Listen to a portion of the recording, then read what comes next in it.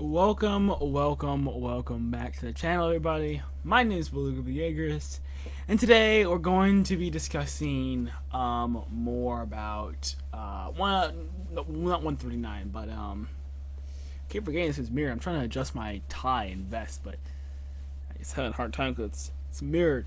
This is just getting really confusing. All right, I'm gonna leave that alone. People have OCD. I'm just sorry, I can't get it straight. But we're gonna be talking about ANR again, and we're gonna be poking some more holes in it, exposing how bad it is, and stuff like that. Just like we did last time. This is part 2. Also, I can't do any polls, but comment down below. Do you think my tie matches my suit too much? I was gonna go with the red tie, but I was like, maybe not. But this is really strange how much this matches. All right, so yeah, let's just get into this. This is gonna be part 2, so it's the same video. And yes, this video has 2 parts, so I might be able to just milk this content because this is actually 2 parts here. So it's this video, and then I have another video covering the rest of the chapters. And then when the 3rd part comes out, then I'll be able to discuss it. Also, yes, I did see the poster for the Blu-ray version. It's very nice, very, very beautiful. And yeah, you Hope Chads. Yeah. Must be rough to be a Hope Chad nowadays. But let's just get right into this. Alright, here we go. Alright. The Requiem and more of the story. So, he was just basically saying I'm going to pass it on to Tristan, and now this is the next chapter, presumably. Is she finally free? Ymir, are we all free now? I can't open that, bro. Look at this! Again, I'm not gonna point it every time, but it's so hilarious to see them. I mean, this. I was saying pseudo Chad, melodramatic. This is full on try hard. This is try hard era now. Not yet. You showed her she's not alone anymore. If that's not enough, then God. what's she waiting Good for? Good question, young Aaron. They had to win in the background. For 2,000 long years, she's been waiting for someone to free her, to free us all. It is for this reason you are here. This power has shown me the paths ahead, branches of things that have passed, what could have been, and that's the first problem I have. Now, while there is room for debate about this in the community, and the intellectuals of the community can debate this, I do not believe that Attack on Titan takes place in a what's called a deterministic universe. I don't believe that this takes place in a universe where you can change stuff. Again, there is arguments to be made on both sides, but ANR does a pretty poor job at it, is my thing. So that's my opinion about the matter, because it is left ambiguous, sort of. But this, I'm gonna count this as a problem. This is totally wrong, and they're not showing, how, because this is the first time it's been actually stated blankly that things can stuff can change in the future. I would also like to bring up another problem which I have with ANR, which is when I remember I was talking yesterday about the third person omniscient narrator, which is never present in Attack on Titan, because Attack on Titan is one of those things that's a mystery story. It's a mystery down to the very end.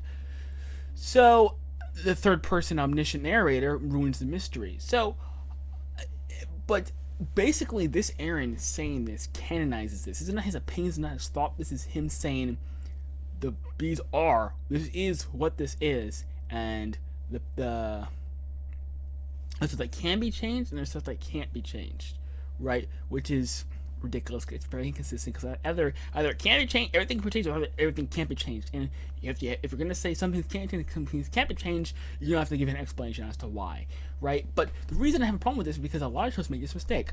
I'll bring up another show. I'm not going to dunk on once this time. I'm going to dunk on Designated Survivor.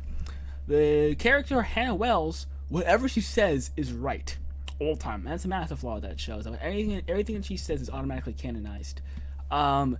Aaron has been behind the story the entire time. Nothing he says we can take at face value, right? So just because Aaron says something does not mean it's true, and that has always held true for the entire story. But now it's supposed to believe that Aaron is this omniscient being. It's bogus. What can't be changed, and the paths could have been branches of things that have passed, what could have been, and what can't be changed, and the paths built on their plans that I reject, leaving only one. When you wake up, you'll forget what you learned. Again, with this what is this obsession with this hand flick motion? Like, what? I know it's like an anime trope, but seriously, do you have to do the hand flick all the time? It's really getting old. Really, really getting old. But not what you felt here. This will all feel just like a long dream until that moment. Only then will you begin to understand. I have walked through these plains for what's felt like eternity. Like Another thing that I would like to mention is that his thing is flowing, but Ymir's thing is not. Actually, it is flowing. Never mind, I made a mistake. Whoopsie, it actually is flowing. I'll show you what I'm talking about when I go back to the video. I was gonna say his cardigan is flowing, but her dress is not flowing. But her dress actually is flowing. But our brother, I tried to see and understand. Through the combined power of the attack and founding titans, I learned to control what I saw, and I could see the results of all of their plans. I saw peace, but also endless destruction. Over and over. Okay, another thing. They said here, they just said, the never-ending cycle of hatred, or cycle of violence. So they're admitting that no matter what Aaron or the Jaegers did, Parody would have still been destroyed. Oopsie, you just told on yourself. As I said a billion times, Parody being destroyed does not mean that Aaron did it all for nothing. Because he had a couple of goals. He wanted his friends to live long, happy lives. He wanted Mikasa to live a long, happy life. I'm putting them separate because he romantically loved Mikasa. And he did not want to send his story into hell. And he wants to achieve freedom. Now, third one is ambiguous, but we know he accomplished those things. He made it so that Mikasa lived a long, happy life. He made it so that she was free. He made it so his friends lived long, happy lives and that they were free. And he made it so that his story didn't have to get sent to hell. And she could start her own family like she always wanted to, but never could because she was of royal blood. Because they have to eat each other every 13 years. So he accomplished all that mission, and he knew, I cannot forever ensure world peace. Again, you guys essentially want him to have world peace. And right here it says, and again, since Aaron is the third-person omniscient narrator, he knows everything. Now I can say this canonizes that the cycle of hatred will always happen, and that furthermore, that Aaron believes the cycle of violence will always happen, meaning that real Aaron, not your bogus whack off-brand Aaron. You're not even a dollar store Aaron. You're worse than dollar store Aaron. You're I don't know what's going with that, but you're worse than dollar store Aaron. Lower quality. This Aaron is aware that cycle of events would always happen, and so that they have no choice but to have Parody be destroyed in this, because the cycle of violence would continue. If Parody wasn't destroyed in this version, that would mean that the cycle of violence stopped, thus creating a plot hole. And dissolution of Aaron's own ideology. Over and over again, with no end in sight. Seeing it, I knew I had to be the one to finish it. Oh, sorry. Forget everything I just said. He thinks he's going to accomplish world peace forever. Ending. That's literally what that is. Stopping the cycle of... I'm not being funny or sarcastic. Stopping the cycle of violence literally means achieving world peace forever. That's what that means. And that is ridiculous. It's bogus. It's not going to happen. Cycle. Well, it is going to happen, but you know how I feel about that. Of hatred. But I also tried to save the ones dearest to me and change the flow of paths. At first, I tried to stop. Again, we're seeing a big theme in this chapter about changing the future, which is completely not present. And I think that's why it's a loop, right? Because I think it's saying this is all set in stone from the start. And that's just my opinion about it. I could easily be swayed if I hear a good argument about it being that the future can be influenced and the past can be changed, I would be glad to hear it. But from my perspective, it looks like the past really can't be changed, and I think that's why he's in a loop, because I mean, once he wakes up from that dream, it's already set in stone from the start. Everything he's going to do is set in stone from the start, right? So I think that's why. Well, let's continue. Some things from happening, but I realize. Oh, okay. Now again, I can't make too much of an assumption here, but it looks like this might be the purple eyes that I'm talking about, with Frida and Uri and the rest of them. They have purple eyes when they're being influenced by the founder. So this might be a plot hole. Again, it might be because this might just be green eyes, but very well could be a plot hole. Realized that to achieve that one goal, sacrifice was unavoidable. To destroy this ongoing cycle of hatred. So, and again, I'm not going to try to cancel these people. There's a lot of stupidity and grotesqueness from this ANR that I don't need to cancel them. But I just would like to point out, just to put it out there, again, not a negative thing or a positive thing, I would just like to say, you would be glorifying violence. And again, I'm not trying to be funny, I'm not trying to be facetious, I'm not trying to take a cheap shot, because you were literally saying the message of the story, because again, stories are not there to entertain you, stories are there to teach you a lesson. So the message of the story, the lesson is, in order to achieve world peace, kill everyone. Literally. Kill literally everyone but your own countrymen. Right? Or maybe you could say, Beluga, that's a little bit too much. He's saying kill all the oppressors. Okay, still. That would involve killing innocent people either way. And you are glorifying violence. Again, neither it's bad or good, or I feel any way about it. I'm just saying that has to be out there. And on the other hand, no, killing people is not going to stop the cycle of violence. Again, because it's not.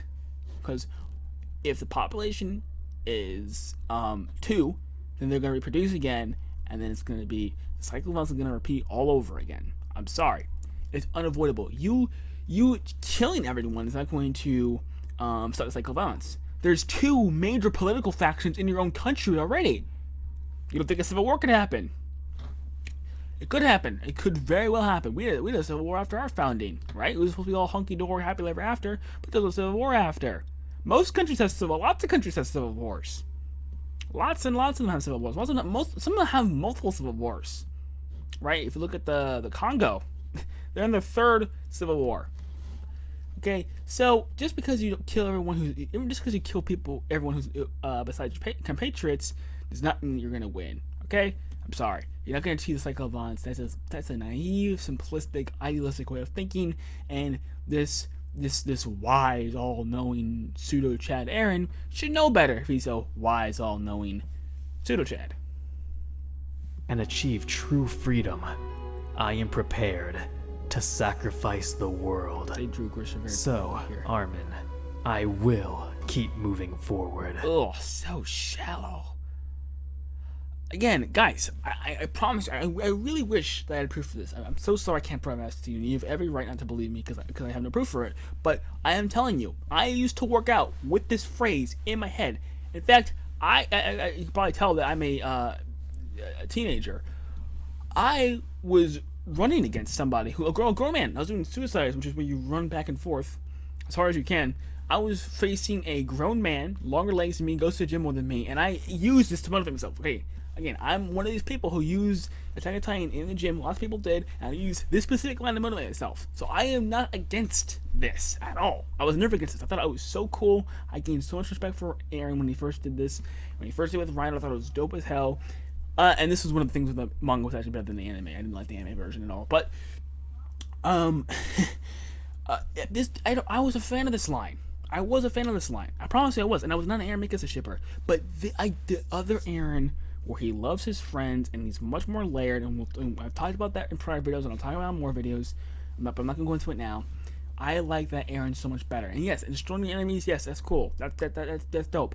But it's doper to protect your friends and family, and to sacrifice yourself while doing so, I think is more honorable than this, okay? And that is why I hate this nonsense. It's like, oh, I'm gonna keep moving forward until my enemies are destroyed. Armin. He's like, no, I'm gonna stand for what's right, Aaron. And then they're just bickering with each other. It's dumbness. But let's continue. Until all my enemies are destroyed. Okay, so coming back to the Attack on Titan Requiem chapter, we continue with Chad Aaron's interaction with his younger self, where I thought I was joking when I said Chad Aaron, huh? Aaron showcases how much time he has spent in this realm, striving for freedom, linking back to what he's offering Ymir by understanding her suffering, a role that others than Zeke cannot fulfill. This fantastically links to the scenery Aaron mentioned to Zeke and his father to give him the Attack Titan in the first place, an iconic panel in chapter 100. And I mentioned, again, you might have not watched this video because this video was poorly done. Not as my speaking was poor, because it was phenomenal, but the video quality was very poor, and it has a little bit of views, even for my channel. I will repeat this again. I want to make this very, very clear, because it's a massive misunderstanding, and it does ruin a lot of things with the fans. I want to make this crystal clear. Grisha would have given Aaron the Attack Titan whether or not Aaron manipulated him to do. Okay? He would have. And again, I say it takes place in a deterministic timeline, so that everything that happens according to the character's own nature. Because again, remember, all Aaron did was simply repeat lines that the owl said to him, and simply repeat lines, and simply conjure up memories that already happened in the past. That could happen by yourself to Grisha. Grisha would have done that by himself, because in his nature, number one. And if you're worried about the causal loop there, that solves that, because then that means that Grisha would have given him the Attack Titan. So the cause isn't Aaron, again, the founder, which is how he got there. The cause is Grisha's own nature, which would be wanting to continue his mission. Which again, because again, Aaron is his son that he wanted Zeke to be Aaron, right? So Aaron's the son that Grisha always wanted. As I said in my last video, it's like if you're the stereotypical dad who forces his kid to do sports when he wants to paint, right? He wants to do something academic, but he wants him to do something physical, right? So his first kid wants to paint, but he forces baseball on him. He says, "You're gonna play baseball." He buys some baseball stuff. He only encourages baseball. He only talks about baseball with him, all this other stuff. He learns from his mistakes. Has another son, lets him roam freely, do whatever he wants, encourages all his hobbies, and then he takes up baseball. And then the father goes through, and that's why he showed him the key, because he showed him the key right when he started reiterating his father's ideology about going forward for freedom, going outside the walls. It was the same exact thing. And once he knew that his son was on the same page as him and wanted to do the same thing as him, and once he knew that he did not influence him or pressure him to doing this whatsoever, then he said, "You know what, son? Let's me and you have a talk in the basement," right? He gave him that talk, but it was much more scary than what you thought it was. Yeah, not birds and the bees, the Marleans and the Eldians. So the plot twist is not Aaron causing himself to get the Attack Titan, Aaron manipulating Grisha. What the plot twist is that Aaron went along with it. That's the plot twist, okay? Well, there's more plot twists, but that's a simple way to put it, right? Again, Aaron did not cause himself gain the Attack Titan. This would have happened regardless. Had Aaron not been there, this would have happened regardless. Okay? And anybody saying, "Well, I thought that future can't be changed." It can't be changed. Okay? I'm saying this because of the causal loop paradox. Because his own in nature caused him to do this. Okay? And also, we don't know even in this moment what the percentage is. Okay? So very, very complicated. And very meta, but that somewhat doesn't even matter.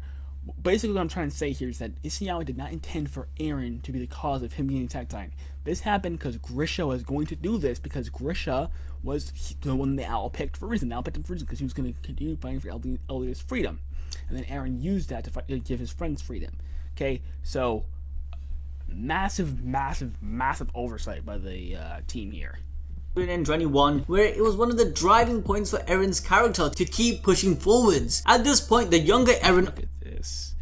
asks his adult self if they are all now free, thinking things are as simple as Ymir finding contentment with no longer being alone, and how Aaron removed her chains back in chapter 131, giving back her free will. She also defied the royal bloodline within Zeke, which means she's no longer a slave to King Fritz, and finally has someone that understands her. However, his older self clarifies that won't be enough. Ymir purposely threw the Attack Titan, which represents the freedom she sought, was looking for the right person to help her be truly free. Eren himself even admitted that the power within the Attack Titan always strives for freedom one way or another, like a pushing force. This was also reinforced by Eren Kruger. Throughout time, the Attack Titan keeps moving forwards. Ymir has been waiting for 2,000 years for this person, and Eren happened to be the one. This is because Ymir herself identifies with Eren's desire. No,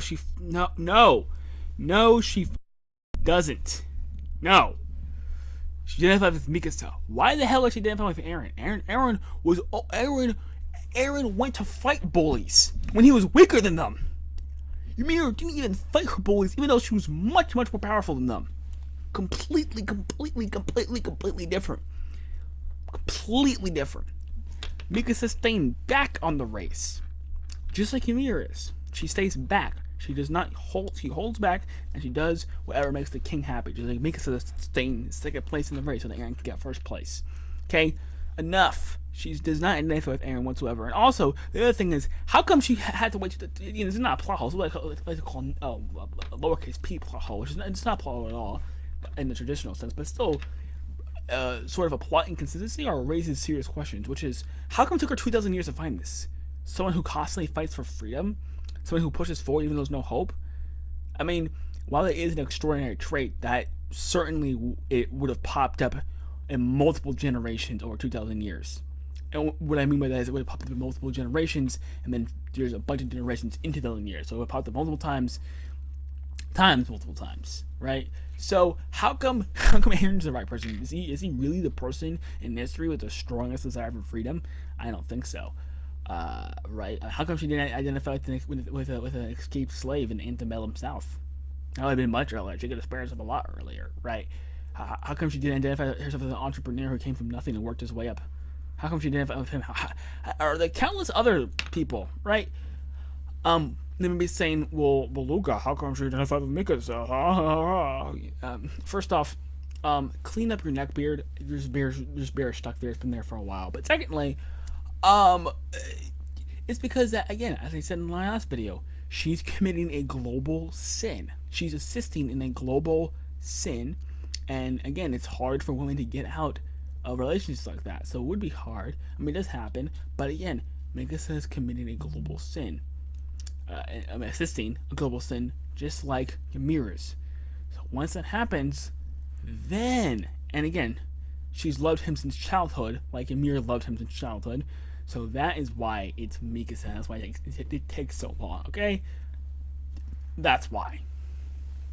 Let's continue. For freedom by being born into this world. Things played out the way they did just so Eren could end up with the founding Titan's power. This was also due to what Eren possessed, which was the fighting spirit to never be subjugated. We know Eren even before he was bestowed the power of the Titan, he was such a unique boy. Are we all forgetting that Eren didn't bat an eye when he killed Mikasa's captors? This isn't for Mikasa. Something a normal child can do. Eren saw oppression and risked his life to fight it. With the Titan power or without, Eren kind of always was a Chad. Even when we refer back to chapter 121, when Elder Eren witnesses the murder he commits with his brother, he states that if someone tries to take his freedom away, he won't hesitate to take theirs. And he has been like this since birth, which is agreed the reason why Eren was chosen, or even fashioned. No, because again, there's lots of people like that. I'm telling you. There's lots of people like that. Again, it is an extraordinary personality trait, and it is rare for a child to do this, but it happens, and it would have certainly happened multiple times in 2,000 years. Sorry. For this very circumstance, this alternative ending fixes another plot hole Isayama created in the original. Please tell me this plot. Please, I would love to hear this plot hole. I really would.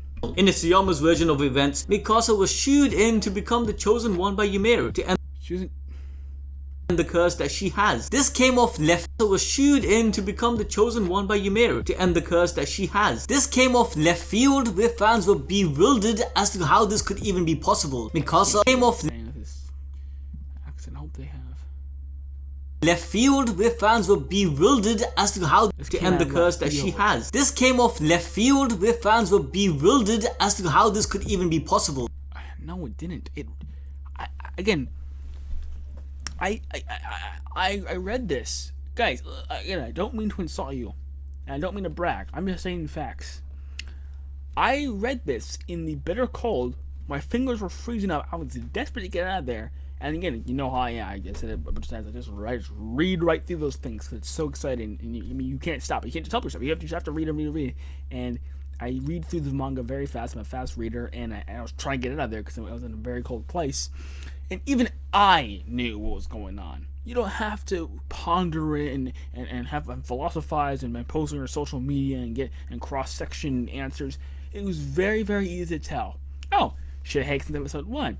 Oh, that's why. Oh, she loved Eren. Like Ymir loved the king. She killed Eren. She got rid of the Titans. Okay, boom, that works. Great storyline. It did not come out of left field. How did that come out of left field? That did not come out of left field. And I think it's gonna bring up a line that Eren says that he thinks is flawed, and we're gonna tear right into that too. But it came out of left field for people who don't understand relationships, don't understand love, and don't have love, or don't have a lot of love in their life or in themselves.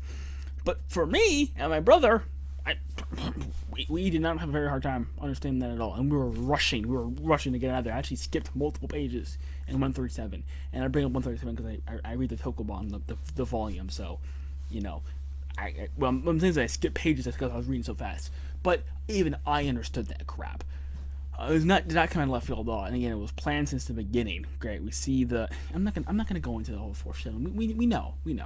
Mikasa was the protagonist all along, where the story is in Eren's perspective. How does this even make any sense? How does that even make any sense? Ha ha ha ha ha. This is what I'm talking about. That's why I say you guys are sick. You're sick people. Not really. This is what I mean sarcastic, sort of. But you're sick people. What is wrong with you? Oh, it's in Eren's perspective. How could Mikasa be the main character? Oh, ridiculous. Ridiculous. What? Is Yama can't branch out? He said I can't try something new. He said I can't pull a Uno reverse card. He said I can't do something original without you saying that makes no sense. No, I would like original content, actually. I think it's actually cool how original Psycho Science is. That's what I like about it. One of the things I like about it. Why are you so angry about it? How does it even make any sense? It automatically retconned every interaction Eren had No, it didn't. with Ymir in the most important chapters. And again, he had like one conversation with her. And speaking of that conversation, I forgot to mention this last video, but she's crying. She's moved to tears. Now, when someone manipulates someone and they go on with their plan, or they go into the manipulation, do they start having a strong emotional reaction to it? No, they don't. They don't have a strong. They don't have a strong emotional reaction to it. He's not being manipulated. It is a genuine. They are working together genuinely, and that's why she's moved to tears, because she's seen, hey, my plan is finally work out. This might actually work out, right? So no, it did not come out of left field. All right. Of the whole story, such as chapter 100. And he has like one or two instances with Ymir. Ymir and Eren are not sitting down chatting for half of the book. Okay, I mean, what is he referring to? He says he retcons every interaction. 21, 122. Where she doesn't even speak to him. I'm pretty sure that she's literally spoken 0 words to Eren in the entirety of the book. But I'm pretty sure she hasn't spoken at all because she has her tongue cut out. So what interaction are you talking about? 130 and 131. We then move on to another. I gotta read these panels. I gotta read them because 122. So we know what this is, right? 130. He's not talking to Ymir. What is this? Historia.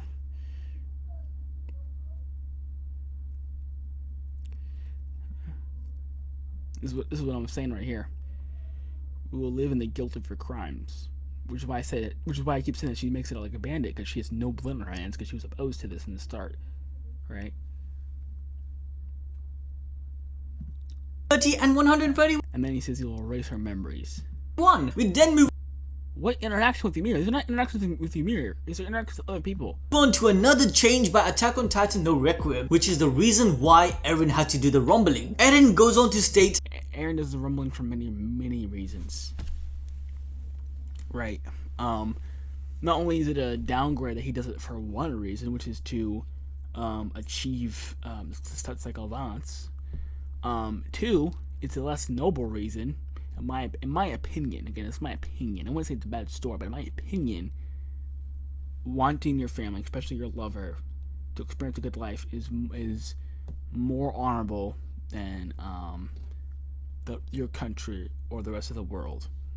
Okay, that's just me personally. And thirdly, you're so naive. Again, this so pretty much this is Wonder Woman, pretty much, because at the end of Wonder Woman she kills the God of War, and now the cycle of violence is gone forever. And that actually makes more sense. That actually makes more sense than this, because the God of War is the cause of all war, so she has to get rid of them. Nothing is. Here's the thing. Nothing is changing from before or after the rumbling. You're just. That's like having a termite infestation. You kill 80% of the termites. Well, guess what, punk? There's still 20% of the termites left over. Oopsie. Unless you're. And I really hate to go here, but I truly do hate to go here.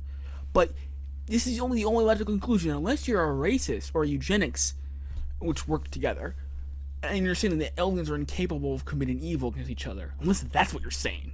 Because nothing has changed. See, in Wonder Woman, as fanciful and as unrealistic as it was, it at least made sense. Okay, there's war beforehand because Ares is alive. Wonder Woman gets rid of the God of War, so World War I really is a war to end all wars. Okay, there's no more war. Perfect. We're all happy. Anyone goes home and gets married and has a good life, right? This, nothing changes. You just kill everybody who's pissed off with you, right? And again, your reasonings are valid, even if you're killing these people. Again, I'm not endorsing or not endorsing anything. I'm just saying his reasonings are understandable and valid because they were oppressing him. They were actually, again, they were relying on him, the elements for world peace and, so on and so forth. So it's reasonable and valid that he would want to kill these people, but it was not going to stop the cycle of violence ever. It's not. It's not going to protect your country at all. So this makes no sense whatsoever.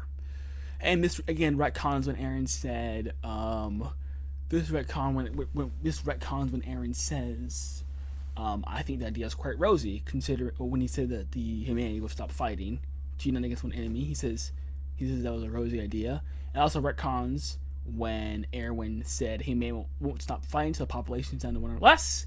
And it retcons when either I thought it was Colt, but someone told me it was Niccolo, and I'm just confused to this day. Whenever Colt or Niccolo said, that's probably why I couldn't find it, because of Niccolo.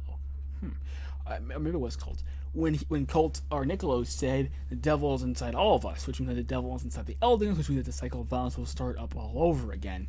And again, it also retcons when the owl says that love someone inside the walls, or else these mistakes will repeat all over again. And from the looks of it, the Jaegers aren't very loving people. And it also retcons when Sasha's father says that the only way to stop the cycle of violence is to burn the sins of the past. Oopsie, you failed on all fronts, and you are a scoundrel fraud. You are a charlatan. Okay? You, sir, you are a pretender. You do not know Attack on Titan. You are a Jaegerist. Okay? And the bad Jaegerist of that. Let's continue. How the combined power of the Founding and Attack Titan has shown him the paths ahead, branches of things that have passed. Which is a plot hole, because the Attack Titan cannot see the future. Only the Founding can. So the Attack Titan has nothing to do with it. It has nothing to do with this. What could have been and what cannot be changed. These are the paths built upon the oppressor's plans, which Eren rejects. Something he reiterated to the Eldian people at the end of chapter 100. Which was a lie. He also lied to Zeke. But I don't see you quoting Zeke, quoting his conversations with Zeke about euthanasia as your point. He's lying here. Okay, just like he lied to Zeke about the euthanasia, just like he lied to Flock, just like he lied to Yelena. He's lying. It's called espionage, which is a massive theme in this show, by the way. Which is why I was while I was more understanding of the rumbling, because one person, Grisha, slipped through and effed up everything for the Marlians. So I was like, well, everyone has to die, or else, there's going to be a nationalist. Obviously, of course, why wouldn't there be a nationalist if you killed their entire home? One person slips through the cracks, and now your entire comfort is over, right? So, but this is a lie. This is a lie. People lie all the time. The Owl lied for 20 years or something like that. It's a lie. Grisha lied too. Everyone lied in this show. And he lied to Zeke. But I don't hear you whine about that. In 23, Eren says, "My goal is to protect the people of Paradise." He also told Zeke to went through the euthanasia plan. Sorry. Bore me and raised me, but the and I'm not saying he's lying here. Again, I think Eren's a very well written, very layered, very rich character. But to bring this up is very, very poor taste. World desires the extinction of the people of Paradise. Over countless years, their hatred has grown beyond this island. They surely will not stop until they killed Also, notice that they didn't use your dramatic. Again, I'm getting really nitpicky here, but notice that none of the voice actors use your dramatic voice. And he's not reading it dramatically now; he's reading it sort of sarcastically here.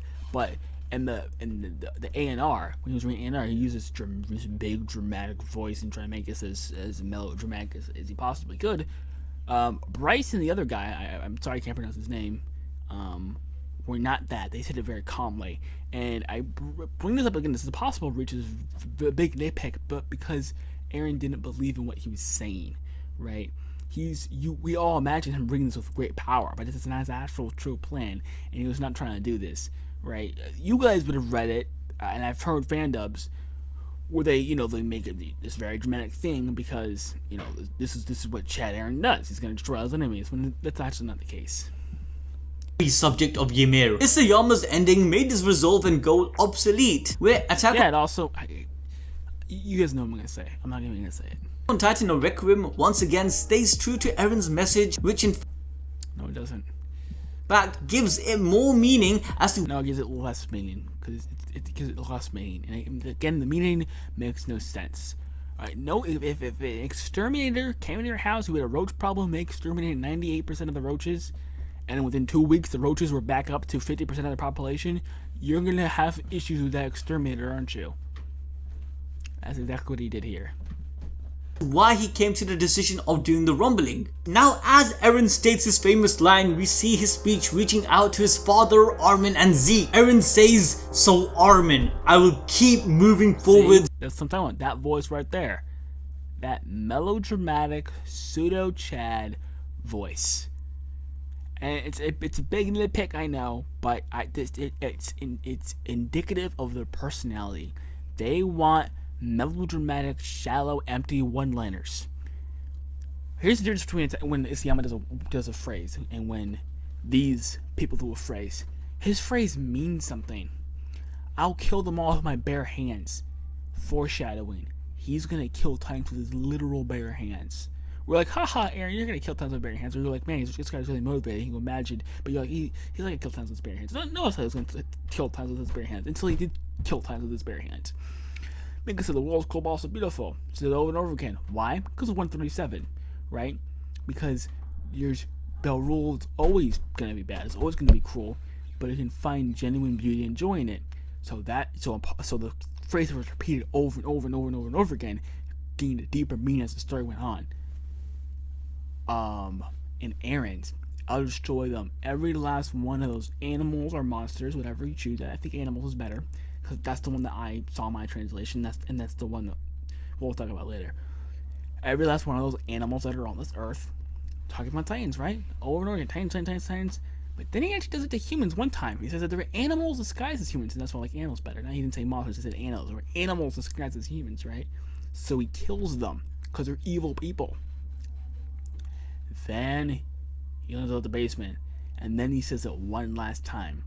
I'll destroy them. Every last one of those animals that are on this earth.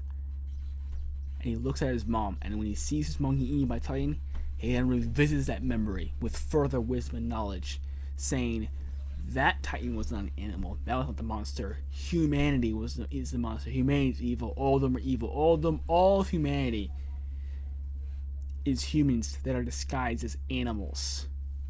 So that is when it gains deeper meaning. This one-liner is just a one-liner. That's it. It's there to make you feel good and pumped up, and then it means nothing after it's over. After that little shiver in your spine goes away, it's done, and it means nothing. Until my enemies are destroyed. As we saw in chapter 121, Eren showed specific memories to his father and Zeke. Being in total control of the powers, it would have allowed them to understand why he's taken this option. Furthermore, it has fixed another plot inconsistency from chapter 139, where Eren stated his mind was all a mush. And of course it was mush. This again, I have my theories about this line. I really hope this line gets explained. Or maybe if it doesn't get explained, I think that'll be good too. But I personally hope it does get explained more in the anime. But not explained. I hope it gets canonized. But again, I've said Number one, again, there's multiple things going on here. Number one, he can see the past, present, future all at the same time, and he's been lying to his friends for 4 years. Okay, if that does not do anything to Aaron, he's a psychopath who cares about no one. So, him having his head messed up means that the plot's actually consistent, and that it's realistic, and that Aaron's not a psychopathic sociological murderer who cares about no one but himself. Well, that's what you want, right? And then again, directly after this, we see his father holding him, a baby, and saying, "You're free." Now, you guys were all angry because he changed the last panel. I took that to mean, oh, he's saying that he sought freedom from the start, so he did want to do the rumbling because he wanted freedom, because again, he was disappointed with humanity because humanity is evil and they're animals. You see how that's working? You see how I didn't just make that line up for you to get a shiver down your spine and get all excited and hype? It's not a hype train. Second time, it's not a hype train. It's a hype train. It's a byproduct of the story that's a hype train. It's not trying to be a hype train. So that's why he says this. Okay, that's my take on it. Again, this is sort of ambiguous, but that's my take on it. And it's not plot inconsistency at all. It makes perfect sense, and it's been his character since the literal beginning. Since he exited his mother's body, it's been his character trait. Sorry. And his perception of time was all at once. If this truly was the case, he wouldn't have been able to act so cohesively in any of the chapters. He didn't act cohesively, which is why he said at the beginning of the chapter that he didn't need to go that far. This guy, I swear. And you wonder why we say don't understand the story. You guys make fun of us saying, you don't understand the story. That's a weak argument. No, it's not. You guys do not understand the story. And you especially don't understand it because you're posting about it the second after you read it. Who does that? Who reads an incredibly complex, intricate piece of literature, puts it down, and then not 2 seconds later, they then start writing about it? You notice all the intellectuals on this platform, they all waited. They all waited to make their videos about 139. They all waited. They went back and reread stuff, and then they made their opinion, and they waited. They did it all. These people, these are emotional people who want shallowness. These people immediately they close the book and then they open up their phone and start shitposting about about the ending, which wasn't even done. Anyone who posted April 8th, I have no respect for, because you knew the chapter was not done. You knew those 8 pages missing. You still wrote about it anyway. Shame on you. Shame on you. As soon as he kissed Historia's hand. Instead, his brain would have been like a vegetable. Regardless, now we understand why Eren did the rumbling. He never said it would be like a vegetable. He just said he doesn't know why, and his head's been messed up, and he has proof of that in the very first page of the chapter. Sorry. Alright guys, this video's getting a bit too long, so I'm gonna try to hurry this along. Given that he didn't have much of a choice if he wanted to achieve any of his goals, not doing the rumbling would mean that many themes will not complete their story arc. For example, the children abuse of becoming soldiers and not being taken out of the forest, continuing on a cycle. Yeah. Oh, this guy had the audacity. Being taken out of the forest is shouldering the sins of the past. That's what the theme was. How is you doing the rumbling, shouldering the sins of the past and taking them out of the forest? Oh my gosh. I don't understand this guy at all. I don't understand. What is these people? Do you have no... maybe I'm being uncharitable. Maybe I didn't hear that correctly. The children abuse of becoming soldiers and not being taken out of the forest. He did say that. He did say that. He said the rumbling. The rumbling would not complete the out of the forest arc. That makes total sense. That makes total sense. It's opposite day, I guess. I guess shouldering the sins of the past means exacting justice, revenge, or whatever you want to call it. The rumbling, whatever you want to call it, on your enemies. That's shouldering the sins of the past. Okay. Continuing on a cycle of hatred and war. We can also mention how the sins of the father was not being surpassed by those that took the burden. The Titan curse continues on with the additional 8 pages that you don't know that. Again, this is another thing I hate about these people. They always make stuff up out of whole cloth. He never said the power continued. He never said, and also another thing, this might not even be on parroting. That's the thing, this might be on the mainland. He never said any of that. He never, ever did. Why do people immediately jump to conclusions when this stuff was never stated? Alright, let's go. Isayama added, the prejudice against others for their race Looking for royalty-free music? Discover Epidemic Sound. Get the safest music or being an Latin curse continues on with the additional 8 pages that Isayama added. The prejudice against others for their race or being in a different nation also goes on with war breaking out by the He never says that. He never says the prejudice of. Let me get the subtitles. Okay, I can't. prejudice against others for their race or being in a different nation also goes on with First off, this could be a civil war, and a civil war usually takes place between two people of the same race. So, it was never, ever stated. Why act like it is? Why act like it is? He never said that. Ever. He never said why this war started. They never said who's waging this war, and they never said for what reasons. They never said how long in the future this is. These look like the freaking stealth bombers. These look like the B-2 Spirit bombers, right? Don't they? I mean, am I crazy for thinking that these are the stealth bombers? These don't look like regular planes. These look like. You know what? Let me look at it. Let's look at the B-52, which is the World War II era plane. All right. So actually, let's look at a World War I airplane. All right. So the Zeppelin, right? Zeppelin.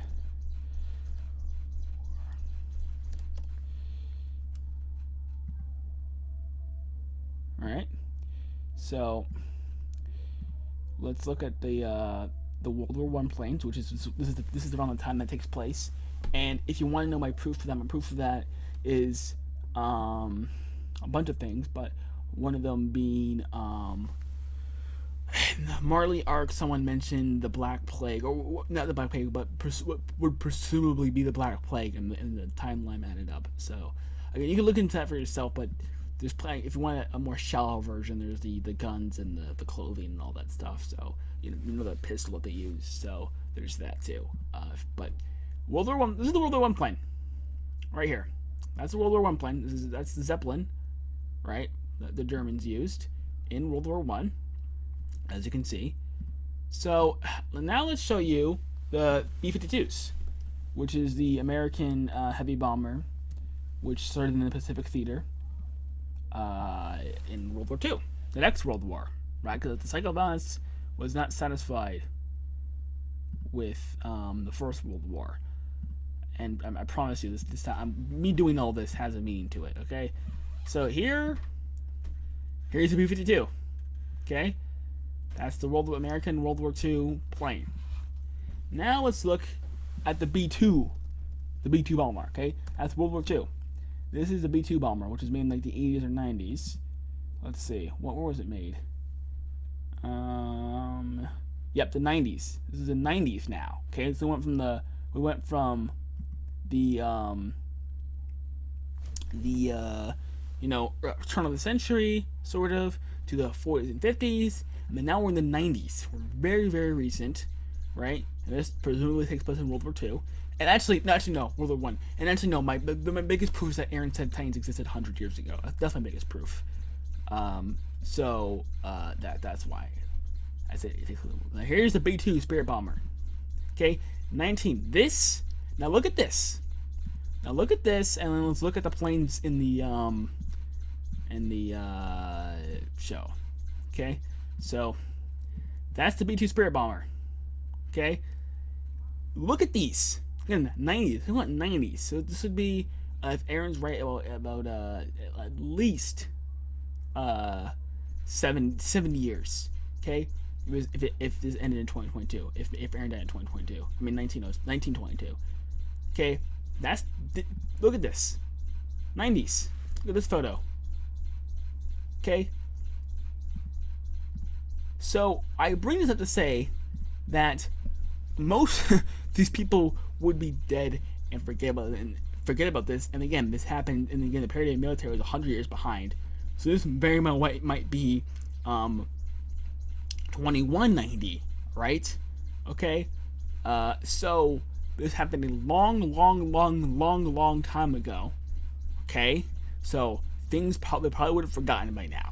Okay, It's like Hitler would have died and his son would be like, oh, those damn allies in their treaty of Versailles. No, the hatred would subside because they would know nothing else. Okay, right? So, and the other thing is that Parody has a bunch of oil on it, and she had 2 major opposing political factions. Okay, so this nonsense where it's Marley coming back to punish them for the rumbling or something like that is ridiculous. He never said that. He never ever said that. And on top of that, their military was way above everyone else's. So who else would have the military technology to do this to them? Who? Seriously, who? You think the Marlians somehow got better at war than them? Ridiculous. And the other thing, they had oil on the island. As everyone knows, that's an invitation to war. The quickest way to get yourself into a war is by going on the UN and saying, we have a bunch of untapped oil reserves. And then soon enough, people will be knocking on your door offering to bring you democracy, okay? So, sorry. You cannot say this is the Marlians. You cannot say this is about the Marlians trying to punish them for the rumbling. This is just plain on with human sinfulness. And this could be literally anyone for any reason. Hell, as far as we know, the Jaegers wouldn't even exist at this point. You think the Democrats and Republicans existed back when this country was founded? You're wrong. You're absolutely wrong. If the Civil War broke out between the Democrats and Republicans, George Washington would not know what the hell was going on. This couldn't even be. If this was a civil war, this doesn't even have to be Jaegers fighting the Allied forces or whatever, the Allies or whatever they're called, the Alliance. The Alliance. This could be anything else, or this could be someone trying to invade them for the oil. Okay, so. And the other thing is that they're an island. Islands are very hard to invade. And as a Japanese person, I'm sure Isayama was taught in school about how the Mongols tried to come to Japan, but they got thwarted by the ocean multiple times. Okay, and that's why I bring it up specifically because the author would probably have knowledge of how hard islands are to invade, including the research he's done on the. He's obviously done his research about military technology. So, obviously.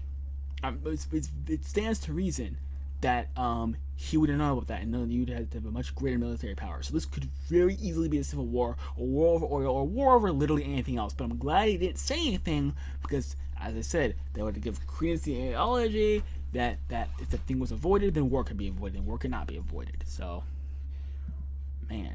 All right, let's continue. With war breaking out by the means of revenge, which was a He never said that. I know I said that so many times. I know, but it just makes me so angry. He never said. It just shows. It's literally just one panel of the war happening, and you're spinning this tale about it's because the Marlians are taking revenge. Never said that. It never ever said that. common theme explaining how this is involved in the cycle of hatred. However, in Isayama's chapter 139, we see a fascist society being created where Eren's actions. My man Cal Entertainment pointed this out, and I gotta admit, I'm very detail oriented. I know the story inside out, but I did not pick up on this. This guy this guy right here was trying to tell Keith to infiltrate the Jaegerist and take them down from the inside. This guy right here. Okay, now yes, he could have been radicalized. Yes, he could have changed his mind, but that's still a very good clue. Was supported by everyone. These Jaegerists did not condone the mass murder Eren committed. Rather, they seemed like they were by everyone. These Jaegerist society being created where Eren's actions were supported by everyone. They weren't. We got Hitch over here who clearly didn't give a crap. These Jaegerists did not condone Niccolo, the Rouse family, the newspaper reporters in the background. Come on. You can't be this ignorant. The mass murder Eren committed. Rather, they seemed like they were worshipping him. Also, the idea of children being forced to... Have you been on a Jaeger, Bob? The Jaegers 100% do worship him. 100% they worship him. They don't even try like they, bro. Eat the parents and getting rid of the Titan power for good was also shifted with the idea of Eren's head growing another hallucinogenia under the tree. It's heavily implied that, but the tree could be symbolic, okay? They never, ever said that. And also, he was not trying to achieve world peace. He was just trying to get Ymir to get rid of the Titans so that his friends can have a break and live a long, happy life. That's it. Okay, and again, we see, as I said before, they're making use of their oil because they have cars.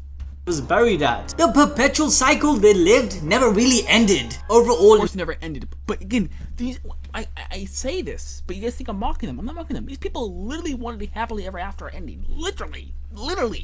like it's some sort of children's storybook. I'm sorry. Have you looked around you recently? My video about this, I brought up a map of all the ongoing conflicts. Conflict is not going to end, bro. At least not in the context of Attack on Titan provided. Not in that world. No, conflict is never ending, bro. And never. Why you act like it is? Oh, the cycle of violence never got stopped. Yeah, of course it didn't get stopped. And any notion that it could be stopped in this universe would be idealistic, naive, and just dead wrong.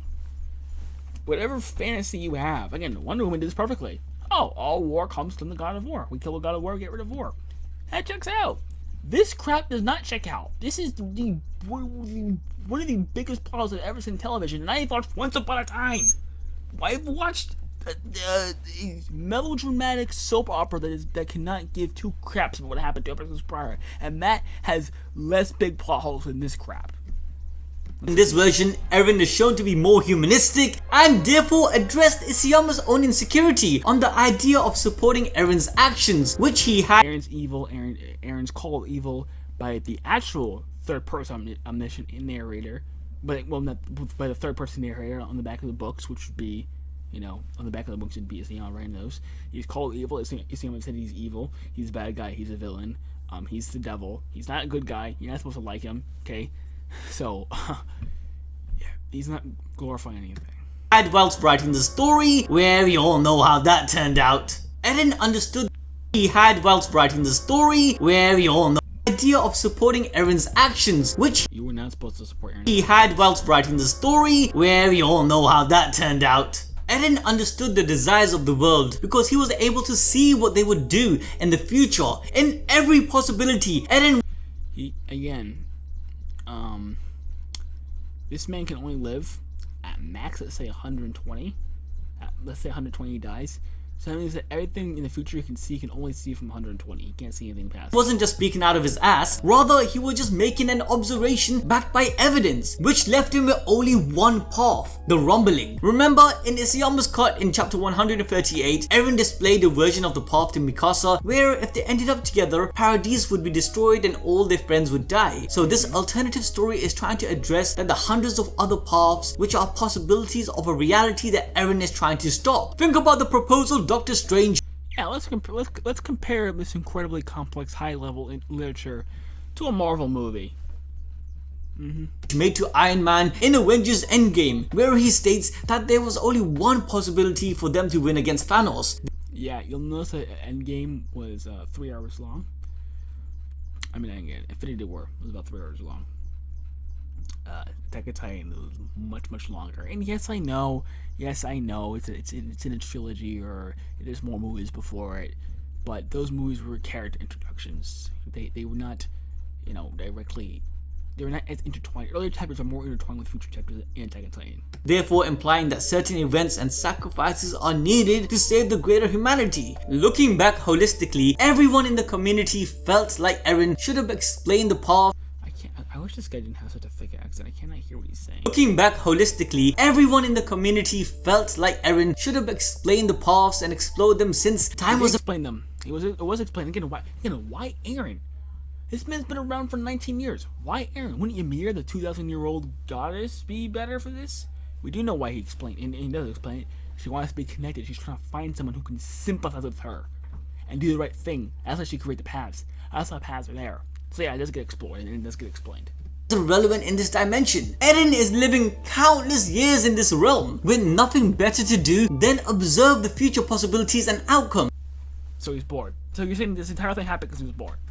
Again, that's a little bit of a nitpick, but and I'm not even being half serious, but that's basically what you're saying. Is in this realm with nothing better to do than observe the future possibilities and outcomes. We are shown Eren's perspective of how he has only one option to achieve true freedom and peace for all of the Eldian people and the Paradise nation. This gives Eren's character greater reasoning and benevolence above others, that he's doing the right thing for the sake of his... Okay, we're doing a part 3. Okay, that's the end of that. This video's getting way too long. So thank you for watching. Please like and subscribe, and I'll see you tomorrow.